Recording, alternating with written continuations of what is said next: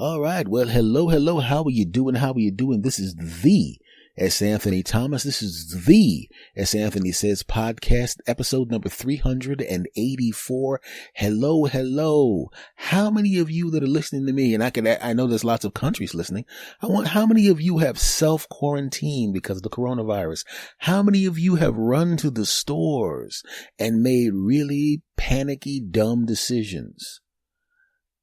And I'm not trying to make fun of anybody because, and where I am, there are people that have the coronavirus as well. I'm on the East Coast of the United States. There's some people that have it, not a lot, but enough where, down in Philadelphia, they're doing some things. In New Jersey, they're doing some things and, shutting down schools and all that kind of crap. I get it. It makes sense. Social distancing makes sense. I get it. But I put a video on my Instagram and my Facebook and whatnot. I put a little short video of what the shelves looked like in the supermarket this supermarket wasn't close to me. It was another supermarket. I was on the way to someplace else and I figured I'd grab a couple things on the way to where I was going and then put them in the trunk and then bring them back to the house. But when I looked at this, I noticed that there were a lot of shelves empty, right? And there were a lot of people buying toilet paper. And I'm sitting there, you overhear the people and you realize it's a husband, a wife, 2 kids. So basically 4 asses in the house, 4 asses in the house. It's a 4-ass house. And they're buying 715,000 tons of toilet paper, which makes me wonder, how clean do you want your ass to be? Or how dirty are your asses now? Right? And buying things that were stupid, lunch meats. How long do you think lunch meat lasts if you have to stay in the house for 2, 3, 4 weeks? Huh? Because I know what it's like to have no money and be broke and have to make things stretch. There was a time in my 20s when I was across the country. I was restarting my comedy career in Los Angeles, which means no one knew who the hell I was out there, which means I had no clout, no juice, no nothing, no friends, nothing. Just me and my buddy went out there. We were broke as heck. And so what you do is you go to the bulk stores, you buy things in bulk that are going to last a long time. So in the case of that, since I was away from my actual comedy juice on the East Coast and I was on the West Coast at the time, no one knew me. So there would be times where I had to get a regular gig temporarily, because the gigs at the time were few and far between, right? So you had to buy food that had to stretch. Right? There'll be times when you were out of work and you still had to be able to, you were like, look, I made sure I had enough money for rent, but what about food? I made sure the rent and utilities are taken care of, but what about food? You got to have food. So what you do is you buy the things that make sense, things that are going to last. You buy potatoes, you buy rice, you buy meat, you buy fruit juices, you buy bread, you buy peanut butter and jelly, you buy Spam, you buy soups, things that can stretch, things that can stay put for a while without going bad. You buy some apples, right? You do things like that. You freeze them. You know all the tricks if you've been broke, right? But that's not the things that people are buying. They're buying toilet paper. Right? I went into the store and there was no toilet paper and there was no water. You paid money for water? Really? Bottled water? Really? Huh? Does the coronavirus write a letter to the president saying that the coronavirus said, this is the coronavirus. If you don't meet our demands, we're going to blow up all the water towers and we're going to blow up all the water. We're going to block you from having water. It's not enough to damage your cells. No, that's not enough for us. Damn it, we're going to take all the water from you. No, because the coronavirus can't talk from what I understand. Moving on, you know what I'm saying. So why are you buying all that water? Is your water cut off? I don't think it is. So that's not a good purchase. You're buying water and lunch meat and toilet paper. Yay, good thinking. Right? And it's because everybody's panicking, right? If you just wash your hands, social distance, you should be all right. Right? but everybody's making panicky decisions. And really, if you think about it, go through all of the times in your life where you absolutely panicked. How many times have you made smart decisions when you panicked? I can't think of any. I was hanging out one time. I was parked someplace, and I was looking at a guy, and he was looking at me, and I kind of recognized him, and he kind of recognized me, but neither one of us wanted to make the first move to walk over to the guy because you don't want to feel like an idiot trying to start a conversation with someone you think you know, right? But a series of things happened, right? And we wound up parked right next to each other, and I don't remember who said something first. It was probably him. And we started, Dan, I know you from, maybe you're kind of, I don't know if we know, maybe you're, I'm not sure, maybe kind of, did you ever go to this school? Yeah. In this time period? Yeah. Did you have a teacher name? Yeah. Wait a minute. And then he said my name. And then I said his name. And then we remembered that we were good friends in grade school, sat next to each other in grade school, kept each other from getting their butts whooped by bullies in grade school. We weren't the best of friends, but we were cool, hung out all the time, played baseball together, basketball together. Yeah, man. I was the quarterback. He was the wide receiver, not in an organized team, but in street football, right? So we knew each other. Right? We started rattling off names of each other's relatives and brothers and sisters and this and that. Hey! Right? We high-fived. We hugged, man. This is before the coronavirus. This is a while ago. Yeah! Right? And one of the things, back in the day, and even every group of friends has a ritual when they meet each other. Some people bro hug. Some people have complicated handshakes. Some people playfully insult each other upon meeting. And that's me and all my friends, by the way, because I have individual groups of friends where I do all of that crap with. But this particular guy and I, we both like martial arts. We weren't martial artists. And I'm not a martial artist and he wasn't a martial artist, but every kid who saw a Bruce Lee movie temporarily thought he was a martial artist. And every kid who got to see Muhammad Ali on ABC's Wild World of Sports thought he could fight. Idiots.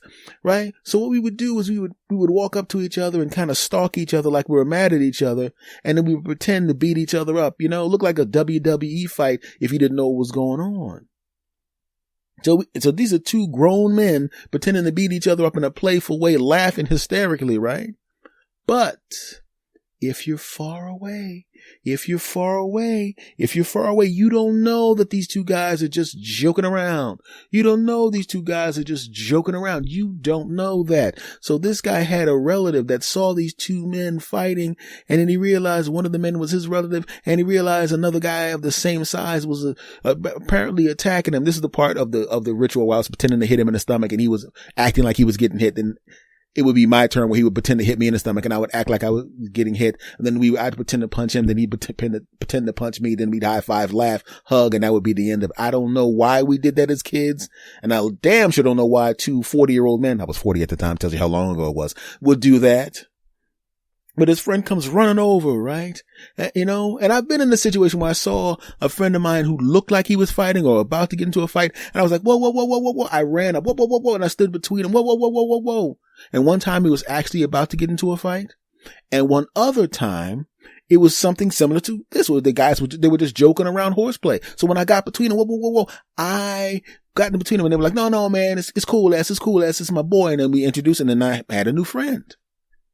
Well, this guy panicked and he runs towards me and I look to my right and this guy has his fist up and he's swinging at me. And just as my old friend was about to say, whoa, this is my boy. I didn't know that part. I just saw a big guy coming at me with his fist and I sidekicked him in the stomach. Right? So as my foot is caving in this guy's stomach, I got him right above the junk and below the navel, like boom, as hard as I could. And he goes flying back and he rolls a little bit. And my friend looks at me and goes, oh, man, that's mine. And I forgot what relative he was, cousin, nephew, brother. I don't remember what the hell it was, but it was a relative. And I just sidekicked his ass three cars away from us. Bow! So he's on the ground.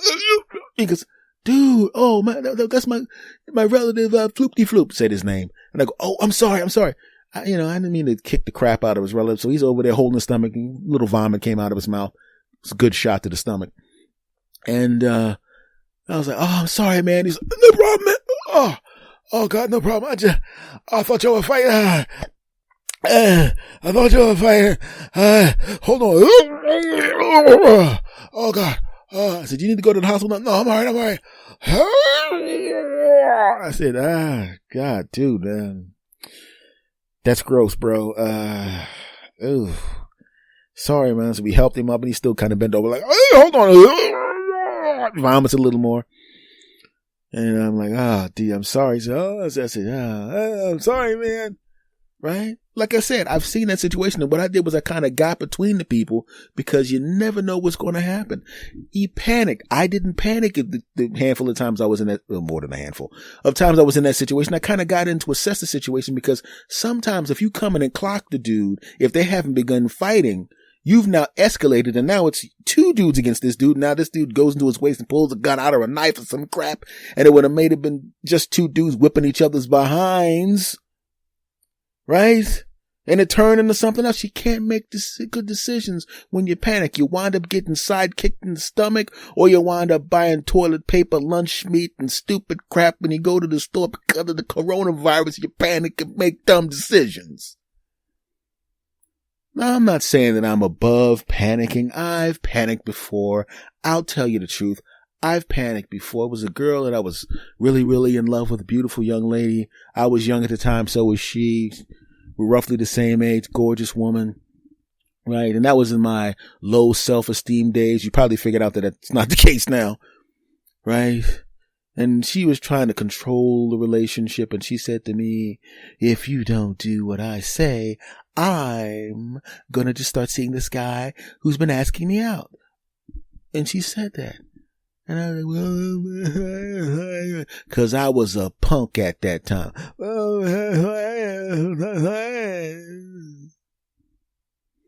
And I panicked and I let her get away with it.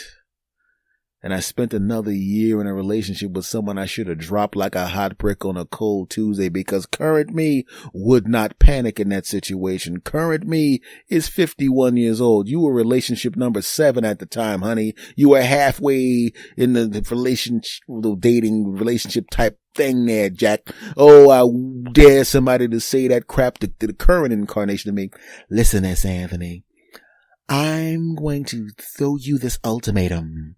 Either you do what I want, which is counterproductive and against everything you stand for and would make you feel like crap and make me have the upper hand in a relationship instead of being in a productive, healthy relationship. I'll have the upper hand and be able to manipulate to do crap that you don't want to do and ruin your life.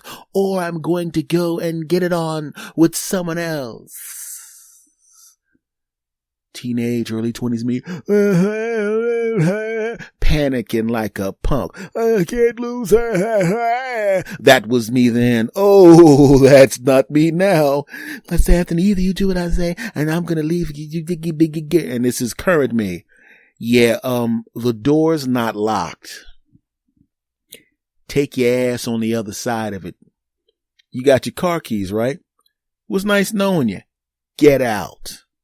By the way, I know where you live. I'll mail everything you accidentally left at my house so you can, mark your territory. Didn't mind it because it was your territory. I was, you were the woman I was getting it on with at the time, and I enjoyed, slicing your cake, and I enjoyed you taking me to Pound City and banging me down. I enjoyed you blasting me real good, and I enjoyed blasting you. I enjoyed tearing you up, and I enjoyed you tearing me up.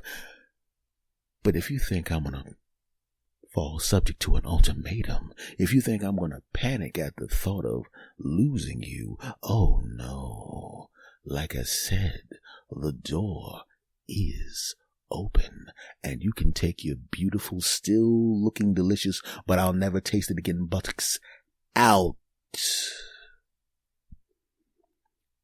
Because I panicked and stayed with that other lady. It was a bad decision.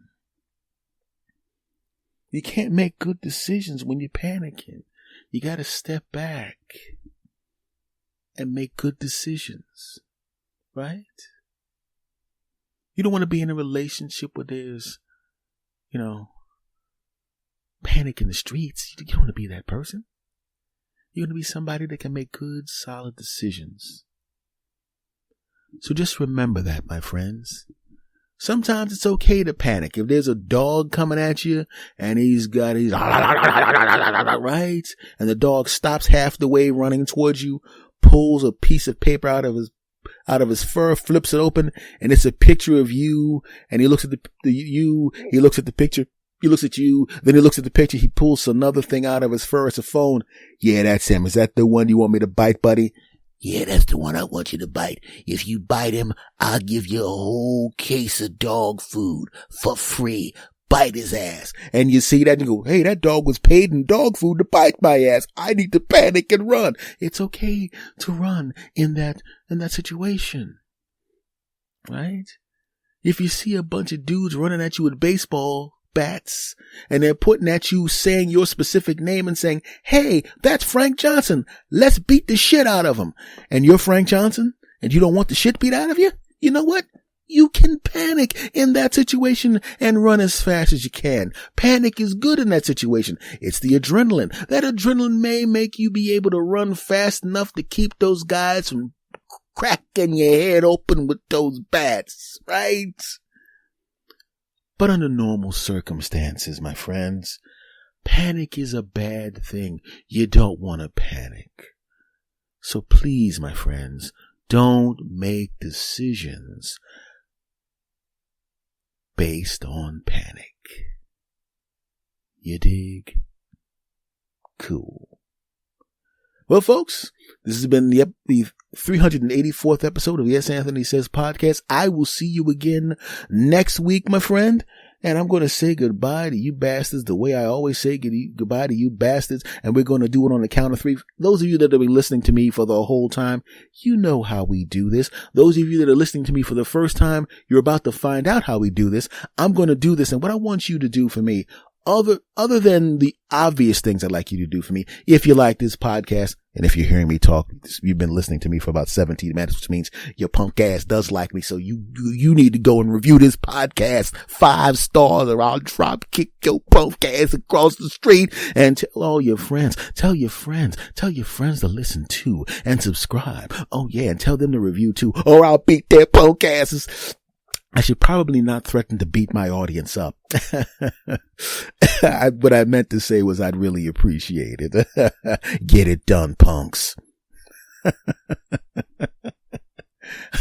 Okay, guys, I'm going to say goodbye the way I always say goodbye. For the new people, listen to how we say goodbye, rewind the podcast, play it over again and do it with us because everybody else is saying it with me because they know what I'm going to say. And we're going to do it on the count of 3. Are you ready? Of course you are. 1, 2, 3. S. Anthony out. Go. S. Anthony Thomas. Go. S. Anthony Thomas. Go. S. Anthony Thomas. Go. S. Anthony Thomas. Go ahead and laugh. Go ahead and smile. Go ahead and giggle. We're gonna get wild. Go ahead and clap. Go ahead and cheer. We're gonna have a good time.